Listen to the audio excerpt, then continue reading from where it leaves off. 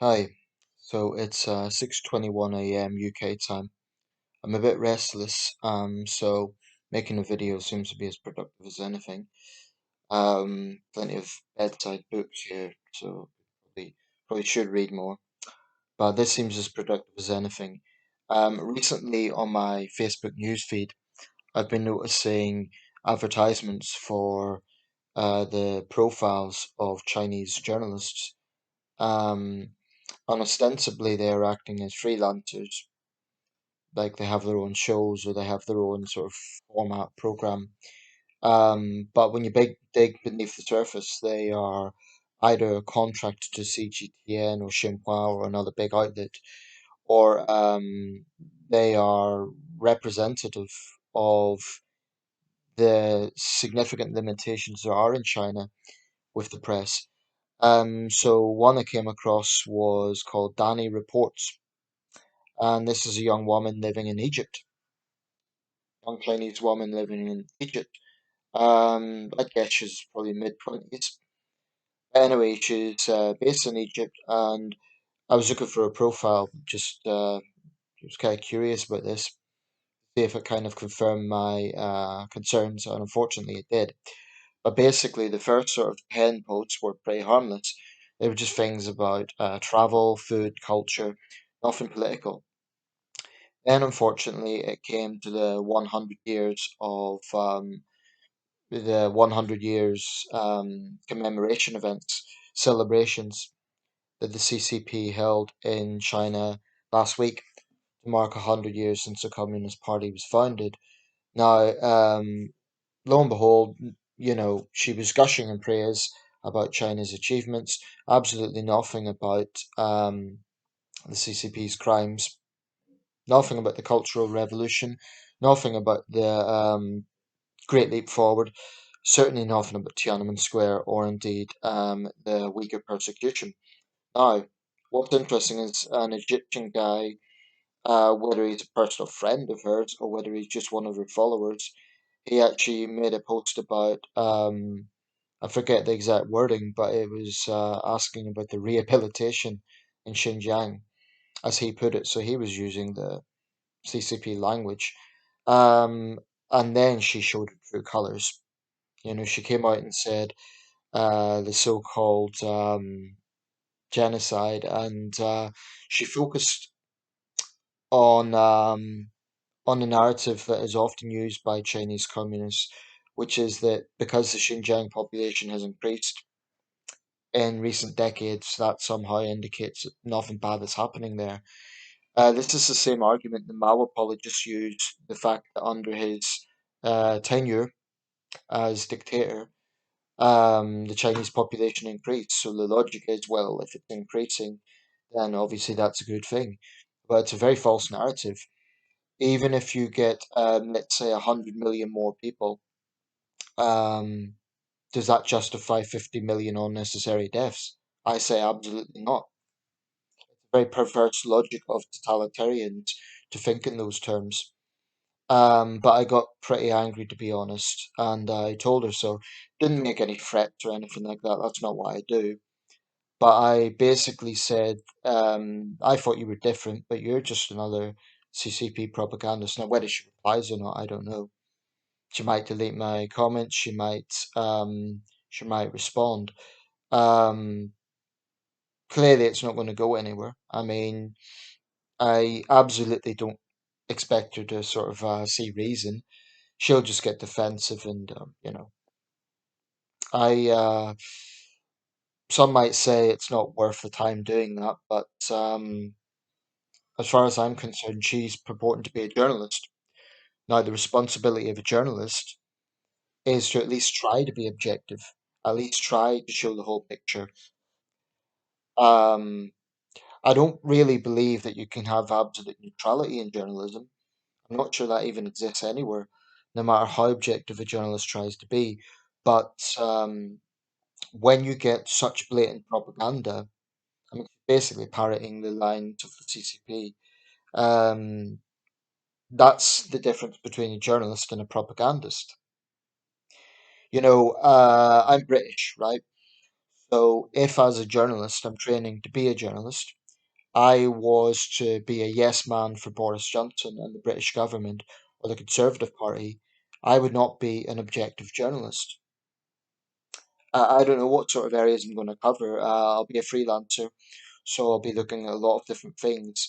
I might well run my own page, I'm not sure yet. But, if I was to be a yes man for Boris Johnson, the Conservative Party, or even the United Kingdom, that would be, you know, then I'd be no better. But I can honestly say that I'm aware of what those, you know, uh, definitions are of truly objective thinking. I mean, as a journalist, for example, I would cover the fallout from the behaviour of certain England fans a few weeks ago.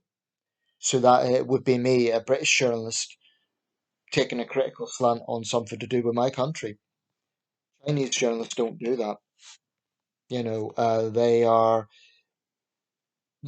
very motivated by nationalism, and you know, to play the devil's advocate, I think there are probably Chinese journalists out there who know this is a problem, and they do want to be far more objective, and maybe they try to be.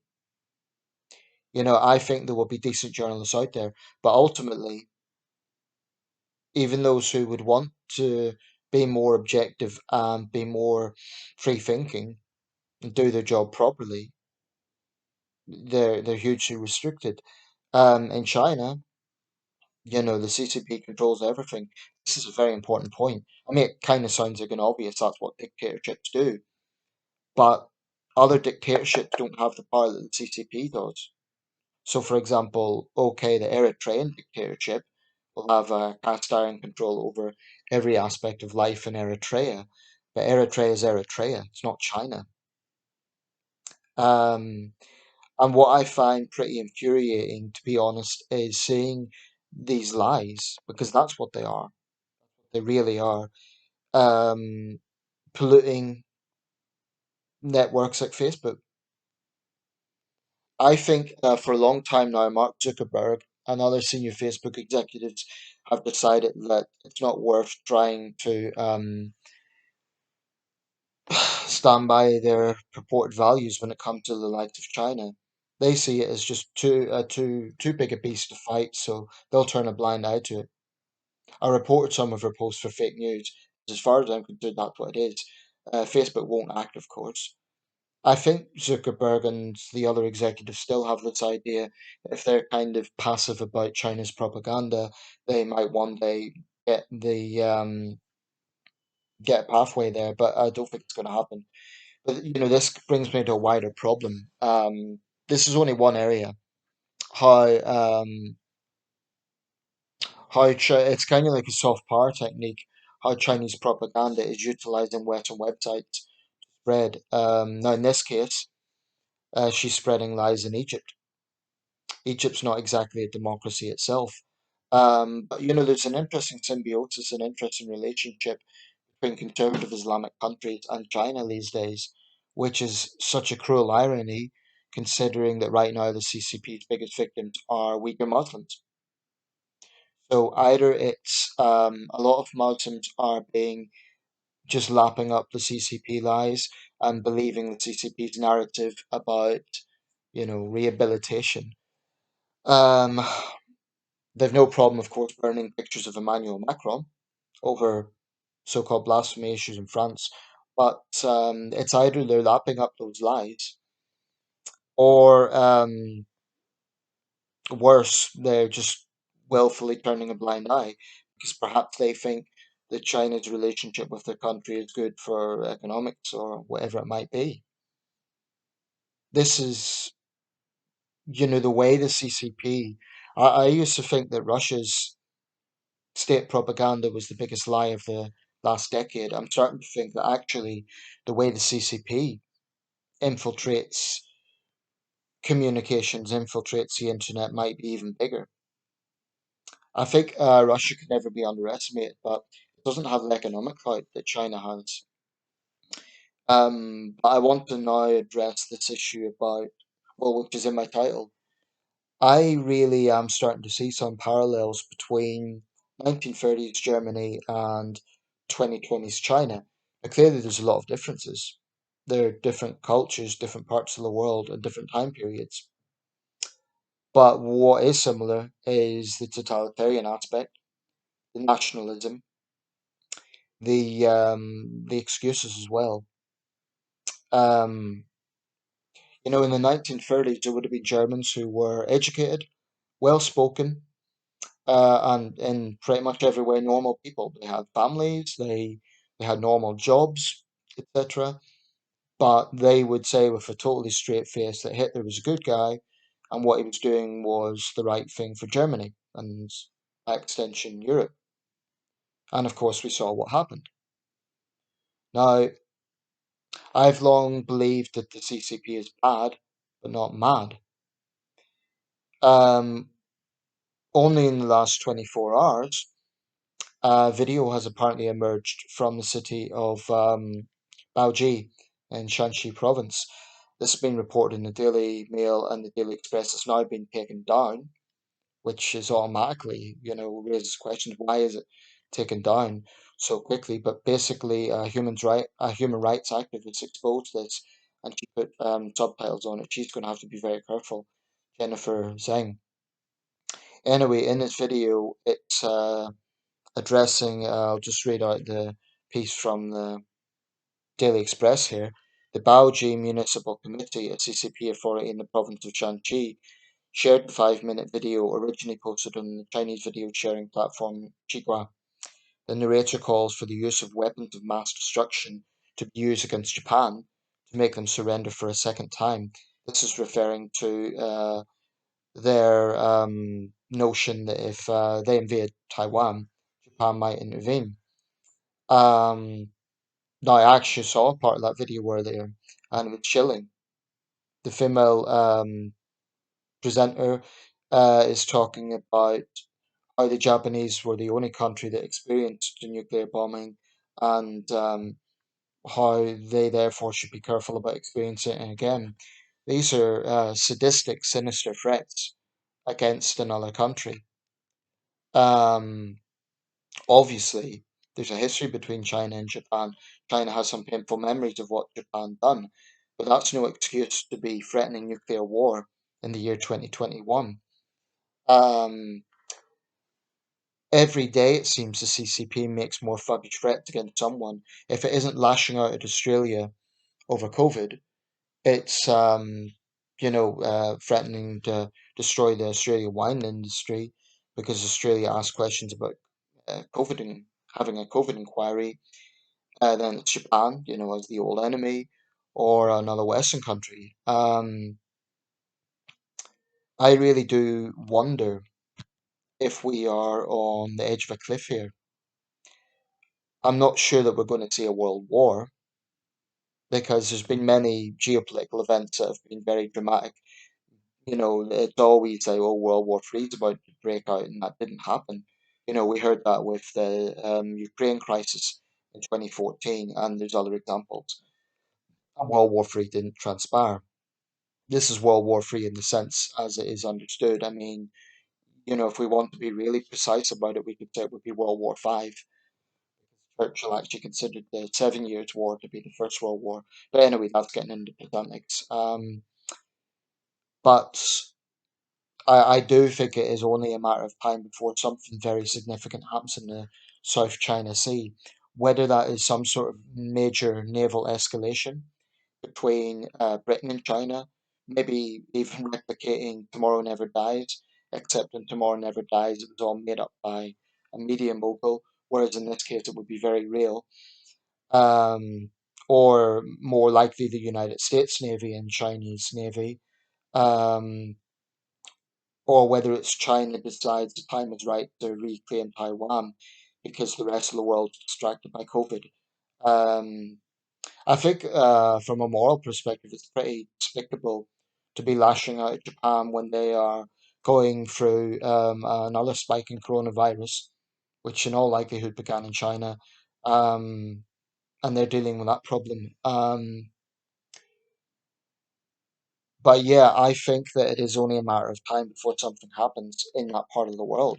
I don't know what it will be, but I do think that Xi Jinping and his party are kind of banking on the West, the Five Eyes plus Japan. Um, and sadly, that might be Four Eyes now, given New Zealand's recent ridiculous decision to kind of distance itself. I do wonder though if the CCP will kind of look at our internal divisions and they might basically test the boundaries and think, do we really have the resolve to stand up against them? And yet another development, there was a alleged cyber attack with Beijing being blamed. So there isn't a day goes by now where there isn't some sort of situation or development or threat or escalation. And this will kind of remain this back and forth situation for a long time. But at some point, I think something is going to flare up. I don't want to think like that. I don't want to be that cynical, but there is echoes because Germany was constantly building up and getting more and more confident in the mid to late 30s, and then look what happened. It got to the point where it was too late, and war in Europe did break out. China is extremely confident right now. Like I said in the previous videos, there are things going on. Previous video, there are weaknesses there, but the CCP has been successful in one thing, which is managing to hoodwink a nation of 1.4 billion people. And using this nationalism as a tool is very, very powerful. Um, so a lot of reasonable, intelligent Chinese people are even tucked into it. Yet they would be objective and intelligent in other areas, but they're still sucked into this. That proves how powerful it is. So I think what they might do is look at our internal weaknesses, or rather our internal divisions. That's why I think we must take a much harder line. I think the government, for example, needs to crack down on those who would enable Beijing at this time. For example, university departments, I've said this many times, that are basically kowtowing to Beijing, not allowing space for critical questions to be asked, for example, in lecture rooms, um, and basically selling their souls for Chinese money. I think those university departments need to be they need to be hit very hard with budget cuts from the education department to send out a message that enablers, what they're doing is frankly unforgivable. It's at this time, I think it's unforgivable, and history will not look kindly on those people. To be clear here, I'm not talking about every single person who has some sort of business relationship with China, because that would be a very, very, very wide field.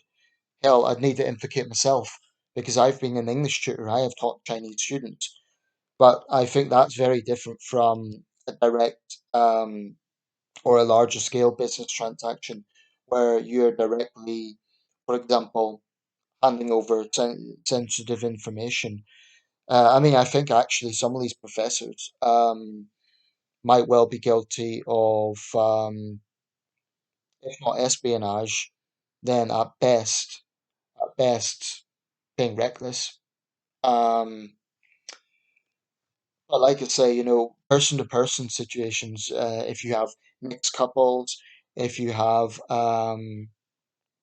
English teachers, I don't think that's really, unless they are, I've been in that industry. The thing about it is, you're not allowed to talk about politics over there, and that includes, I was asked about Western politics, and I was quite happy to talk about that because I thought, well, yeah, I'm going to talk about what I see as the advantages of democracy. But of course, I had to always be careful. But I don't think it's so much that. I think it's more higher level. So I certainly don't want to come across as McCarthyist, like, oh, there's communists hiding around the corner. Nevertheless, it's not paranoid, and it's not hyperbole to say that there is definitely um, an agenda going on by Beijing to try and undermine us. I mean, there is credible empirical evidence of this. I've seen it myself. I have spoken to Hong Kong students who have been personally harassed and threatened by mainland peers in British universities. So this is happening. China's powerful, it's very powerful, but I do think there is more we can do, and I think that we have to be on the right side of history. If China decides to take Taiwan by force, Taiwan can never stand up for itself. It's far too small. And they will definitely, they will, in the eyes of the world, China could no longer cry about bullying because they will just prove what many of us already know, they are the bullies. At that point, I think that will be the point where the CCP will sort of say, to hell with it, we're going to take the risks that come with this. Time is right. And they won't give a damn what the world thinks of it. After the Tiananmen Square massacre, there was heavy sanctions placed on Beijing by Western governments, which had some effect. Um, but China is a much bigger economy now. It might be able to withstand sanctions, even if it's targeted sanctions at individuals. So we need to look across the board. One thing is for damn sure, we can't trust them. We can never, ever trust the CCP. That's a reality. I think that there will always be one little avenue of communication for reasons like,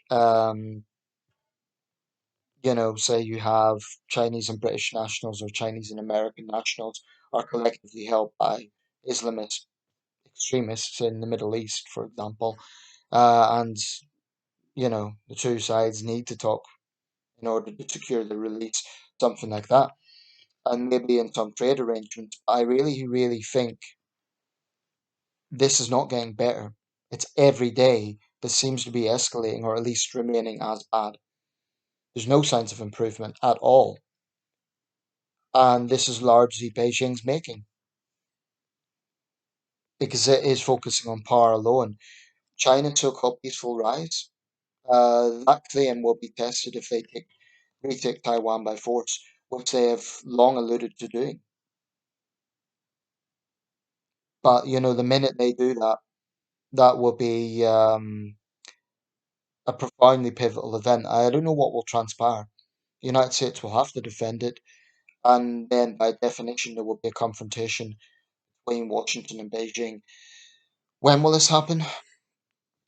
I reckon probably sometime this decade. I think maybe the mid to late 2020s. But it's only going to this situation's only escalating day by day. So any democracy that has any level of self-respect needs to take China very, very seriously. And that isn't just Western democracies, India as well. India, of course, has had its own situation with China. Um, this is not xenophobia. Rather, it's CCP awareness. But it depresses the hell out of me. It angers the hell out of me. And it's only going to get worse. So we can't stop China overnight. We're certainly not going to get them to see the light and suddenly have democratic reforms. That is not going to happen. But what we need to do is understand the nature of the CCP. I mean, Xi Jinping is making Putin look like a kitten these days with the sort of rants he's coming out with. And sure, communists will say, oh, but what about all the other things he said for an hour, 2 hours, whatever it was? Doesn't matter because you only have to say, we'll smash the heads of foreigners once to show what your true colours are. But I think what's deeply concerning, for a long time, it was well known that the CCP was a dictatorship and had iron control in China. But a relatively recent development is just the extent of their propaganda and lies and interfering outside China, the extent of where that is going. Beijing's long had the narrative, oh, this is our internal affairs, mind your own business. Yet, what are they doing? They're trying their level best to undermine Western democracies. Meanwhile, the Belt and Road Initiative, trade agreements with developing countries. If you scratch beneath the surface, Beijing is definitely looking at global hegemony. and it is, it's going there pretty fast. The United States is still number one, but the way this is going, I don't envy Joe Biden. He needs to show strength, and so does. I mean, I was encouraged that on her last meeting with an American President Merkel and Biden agreed about the need to be strong with China, but Merkel's on her way out. If this guy Armin Laschet succeeds there, I'm not overly impressed by what I've heard so far about him favouring a more consensual approach with China, as the West cannot be divided in this. Anyway, I'm going to round this up. I'll say this, it might fall on deaf ears with some Chinese nationals, but I'll say it anyway. I actually do love China. Despite all of this, I love the culture and I hope the best for it. But I don't think that will happen under the CCP. They might celebrate 100 years of being in power. They can point to their growing GDP and their space program whilst covering all their crimes. But sooner or later, this is going to implode. Like I said in the last video, if mainland China invades Taiwan and retakes it by force, and there's an armed conflict and CCP doesn't prevail, then I think it will turn against Xi Jinping and his regime. And I hope it does. I don't want to see bloodshed. That would be cold and, I have friends over there, but I hope in my lifetime the CCP falls very hard on its face and their crimes will be fully exposed to the Chinese people. I hope in my lifetime, and it might be when I'm an old man, but I hope in my lifetime this evil regime falls, and I do believe it's evil. And there's a new China that isn't afraid to tell the truth about itself.